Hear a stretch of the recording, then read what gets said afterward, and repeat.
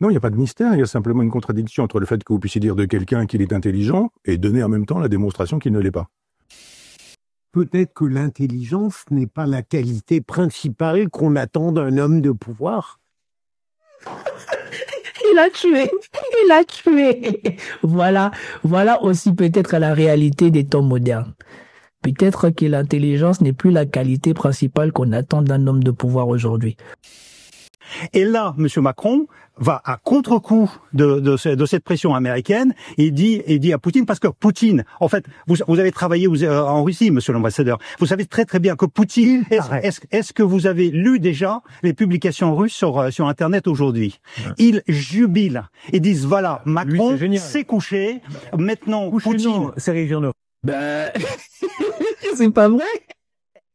C'est pas vrai. Ils n'ont pas le choix. Particulièrement les Européens, ils n'ont pas le choix que se coucher devant Poutine parce que c'est des traîtres. Ça a été dit par l'expert du dossier iranien et surtout du dossier nucléaire iranien français. Les Occidentaux, particulièrement les Européens, ont trahi. Encore que les Américains soient sortis du traité, on peut comprendre. Donc, s'ils sortent du traité, ils n'ont pas d'engagement envers l'Iran. Mais les Occidentaux, l'Union européenne, ils ont trahi l'Iran quand l'Iran a respecté tous les engagements qu'il avait pris. Ouais. Il est vrai que Vladimir Poutine revient dans le jeu. Et comme vous le soulignez, votre échange est très intéressant. En réalité, est-ce que l'Iran, le cas iranien, est en train de les rapprocher? Parce que sur l'Ukraine... Vladimir Poutine ne revient pas dans le jeu. Vladimir Poutine a toujours été dans le jeu.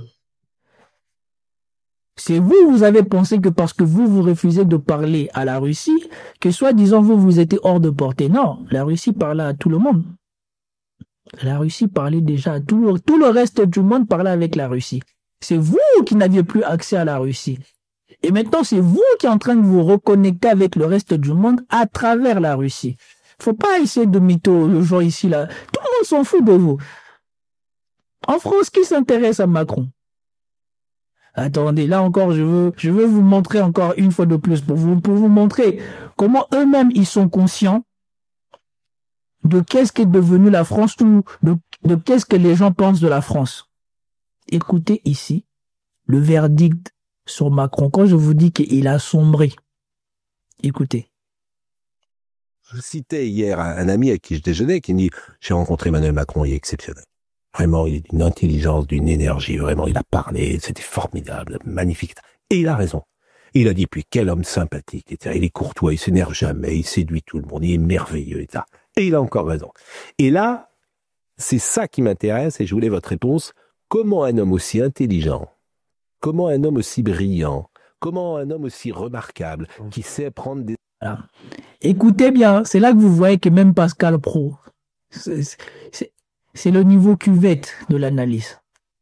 Écoutez bien, il confond les qualités qu'a développé Macron, qui sont nécessaires pour son métier. On vous rappelle que Macron, c'est un ex-banquier qui faisait de l'equity, ça veut dire qu'il mettait en relation des hommes riches pour faire du business qui leur apporte au gros. Donc tu es obligé d'être un séducteur, d'être à l'écoute et de savoir entretenir tes relations sociales. Écoutez bien.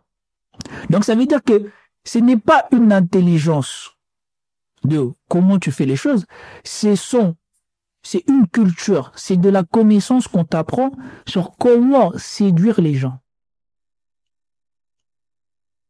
L'intelligence pure, on le rappelle, c'est ce que va définir ici Michel Onfray, comme je vous l'ai dit, c'est comment tu fais les choses.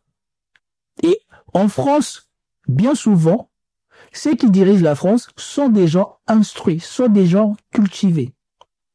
Si tu veux faire le parcours qu'a fait Macron, et même à cause de ça, Manuel Branco a déjà dit, moi je ne peux pas accepter qu'on me dise que Macron est quelqu'un d'intelligent ou de brillant, puisque ce que Macron a fait, en échouant plein de fois, moi je l'ai fait d'un coup. Parce que Manuel Branco, lui, il a bénéficié de l'ultra-formation des élites françaises. Ça veut dire que quand tu vis, et je ne sais pas si vous avez l'occasion de passer dans ce quartier-là, le quartier où se trouvent Sciences Po, l'ENA et toutes ces écoles-là. On vous dit que les enfants qui vivent dans ces quartiers-là, depuis la maternelle, ils sont formés pour finir dans ces écoles-là. Comme Juan Branco, quand il était petit, quand il était un peu agité à l'école, on disait déjà à sa mère ou son père, il faut que votre avant change parce qu'il n'a pas le profil pour finir là-bas. Donc Branco, lui, il a été biberonné pour être l'élite française. Et oui, vous dit que Macron n'est pas brillant. Moi, j'ai fait mes études à Nanterre. Quand j'étais à l'université de Nanterre, une de mes amies que j'ai rencontrée à la fac, qui s'appelait Virginie, j'ai oublié son nom. Son père a fait, je crois, l'ENA. Il a fini dans la même promotion que François Hollande et Ségolène Royal. Et elle vous dit, parce que eux, ils en parlent chez eux, que Ségolène Royal et François Hollande sont très loin d'être le haut du panier de leur promotion. Et que la plupart de ces énarques qui finissent dans des partis politiques, c'est parce que c'est les derniers. C'est parce que c'est les derniers. Les gagnants de l'ENA ne se destinent pas à une carrière politique. Et c'est pour cela même Macron, il est venu là, il les a détruits. La plupart des meilleurs vont à l'inspection des finances et vont dans la diplomatie. Et directement commencent à gagner des salaires mirobolants parce qu'en plus de ça, ils vont être envoyés en mission à l'étranger, donc gagneront des salaires mirobolants et seront pris en charge. Elle-même, elle avait vécu, je crois, dans 3 pays différents avant de venir faire son université en France parce que son père continuait à faire des missions en tant qu'ambassadeur. Et donc ici, vous voyez Pascal Praud, ici, il trahit, qui c'est juste un lécheur de bottes.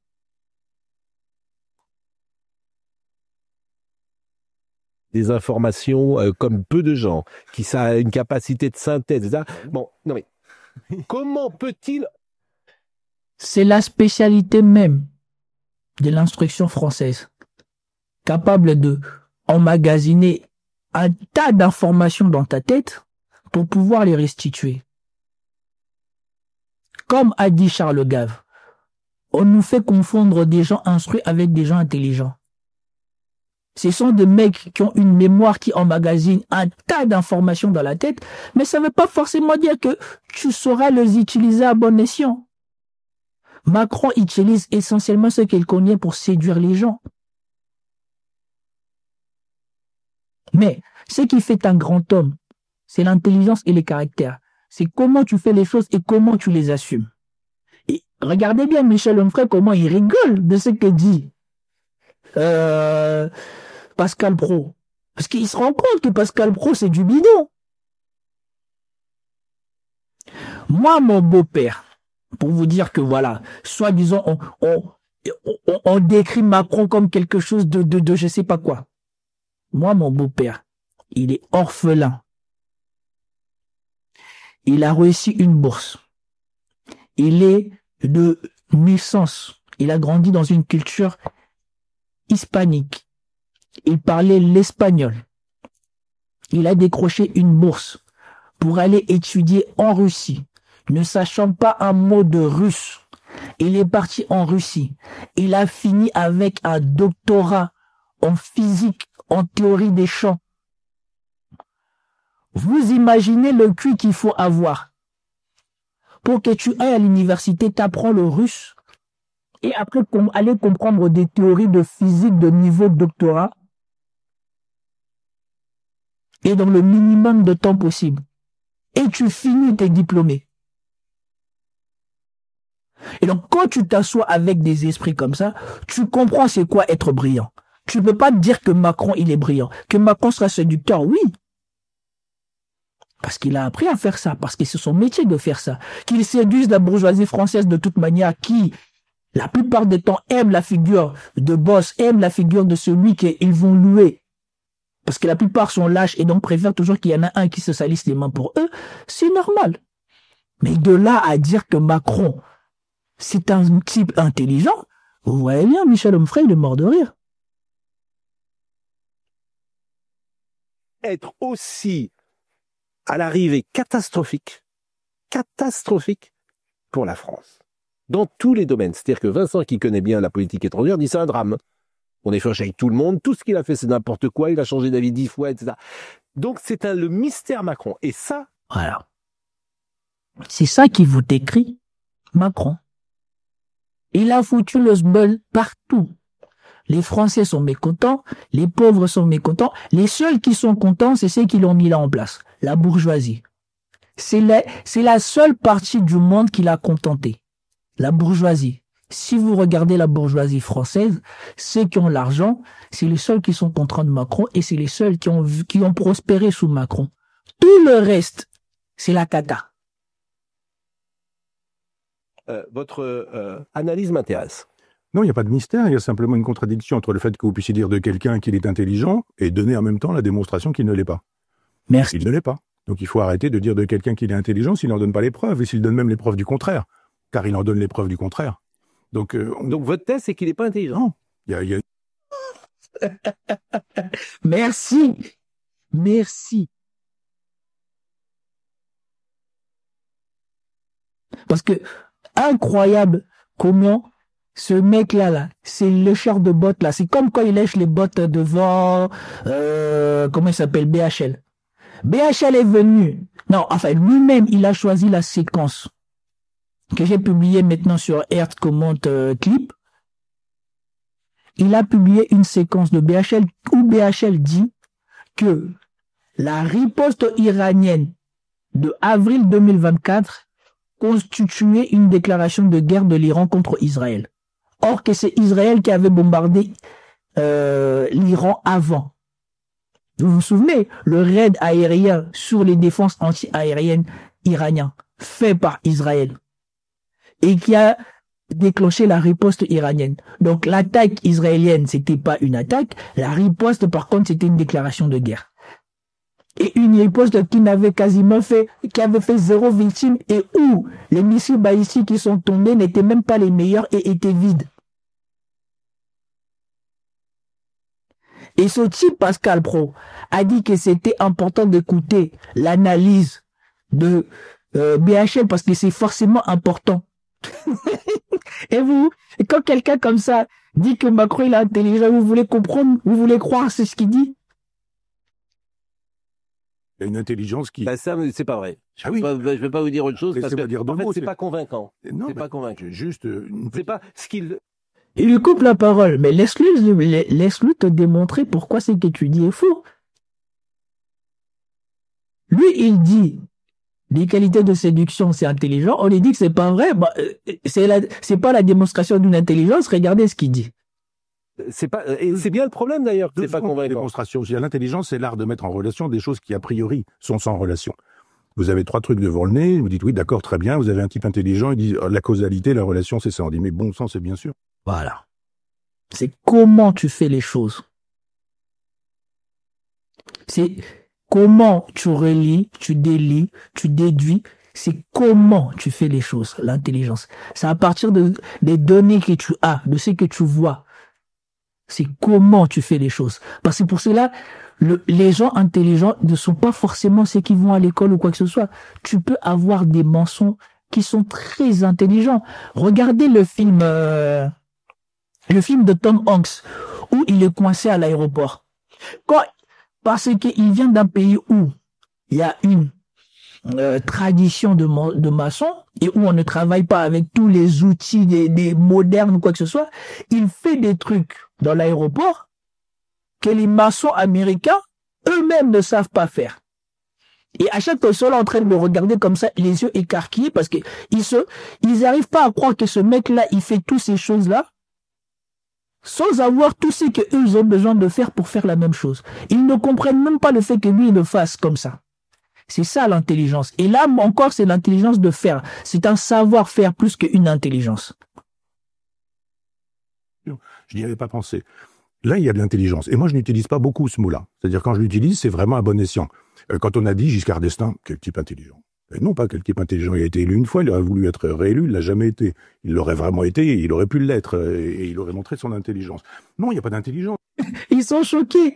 Ils sont choqués. Alors que ce ne sont que des basiques. Hein. Mais ce sont des basiques que eux, tous les jours au quotidien, s'amusent à effacer de la mémoire collective parce que c'est que eux, ils définissent comme des types intelligents, la plupart du temps ne sont que des types instruits ou ne sont que des lécheurs de bottes. Comme eux, ils aiment bien qu'on leur lèche les bottes, qu'on soit gentil avec eux, quand tu es plus influent, plus dominant qu'eux et que tu leur montres un tant soit peu d'attention, t'es formidable. Sarkozy aussi était formidable. Il leur parlait comme des chiens, mais il était formidable. S'il y a de la séduction, ça colle absolument à notre époque, il dit à chacun ce que chacun a envie d'entendre. Et oui. Et d'ailleurs, moi, j'ai rien en particulier contre Macron, j'ai contre Maastricht et le projet maastrichtien depuis 1992. J'écris et je publie depuis 1980. Non, mais ce qui m'intéresse, pardonnez-moi, ce qui m'intéresse, c'est Emmanuel Macron, oui. Parce que si le type était, entre guillemets, vraiment... oui. S'il était... Sauf que personne n'a dit que Macron est bête. J'en ai dit ici, Macron, il est instruit. Macron, il est instruit, il est cultivé.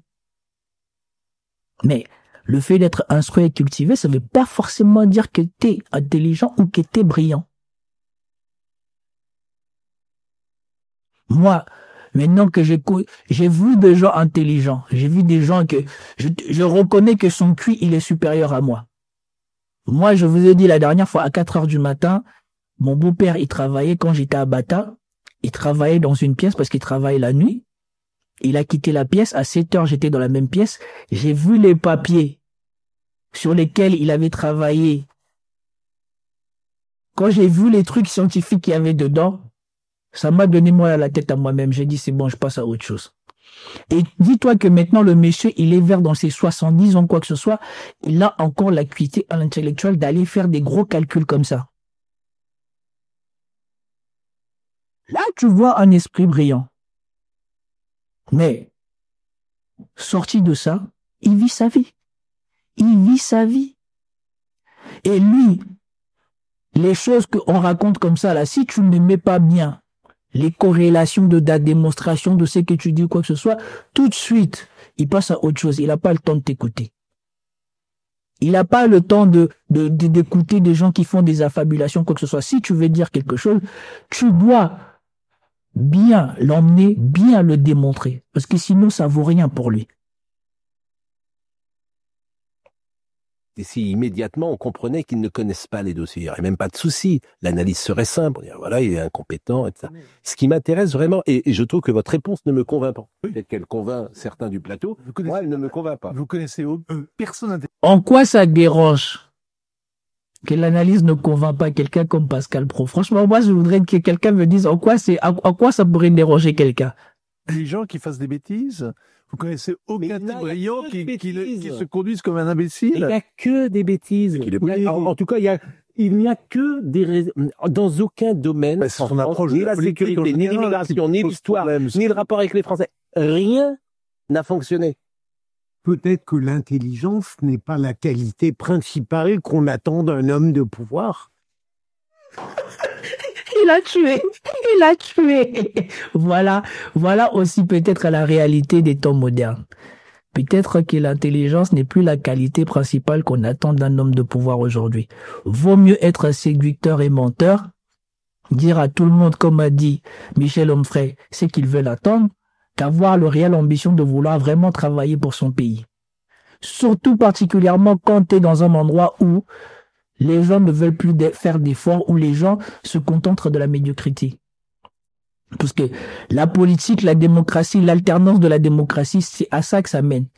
Personne n'a le temps de réellement travailler au résultat, puisque de toute manière, c'est qu'ils font, la plupart des temps, ils savent que les résultats viendront après eux. Donc, ils se contentent de faire ce qu'ils ont là et de vous séduire, quitte à ce que ça produise des résultats ou pas, ils s'en foutent. Peut-être aussi, Michel, que ça n'est me pas le critère. Non, mais je ne cherche pas à vous convaincre, je cherche à dire ce que je pense. Non, mais il y a des intelligents. Voilà. Ça, c'est bien. Quand tu vois, quand les gens intelligents commencent à parler, tu sens la différence. Pascal Praud croyait que l'ancien magistrat français était en train d'essayer de lui convaincre. Il a dit non, j'essaye pas de vous convaincre. J'essaye de dire ce que j'ai à dire, de démontrer ce que je dis. Ça, il y a des intelligences de la main. Moi, mon frère, par exemple, il était à la retraite, mais en fait, il était mécanicien dans une carrière. Il avait l'intelligence de la main. C'est-à-dire, vous avez des gens, il faut 3 trucs, et ils ont obtenu ce que moi, j'aurais jamais obtenu en bossant, en me penchant 10 jours sur le moteur. Vous avez des... Voilà. C'est ce que je vous disais sur l'exemple de Tom Hanks. C'est exactement ça.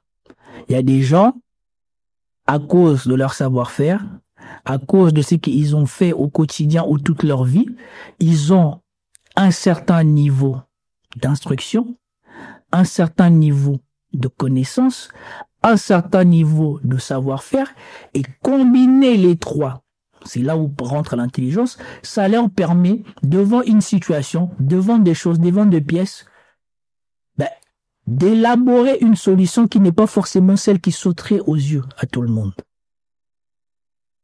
Des gens qui ont l'intelligence musicale. On a mis Eric Tanguy, par exemple, qui est compositeur.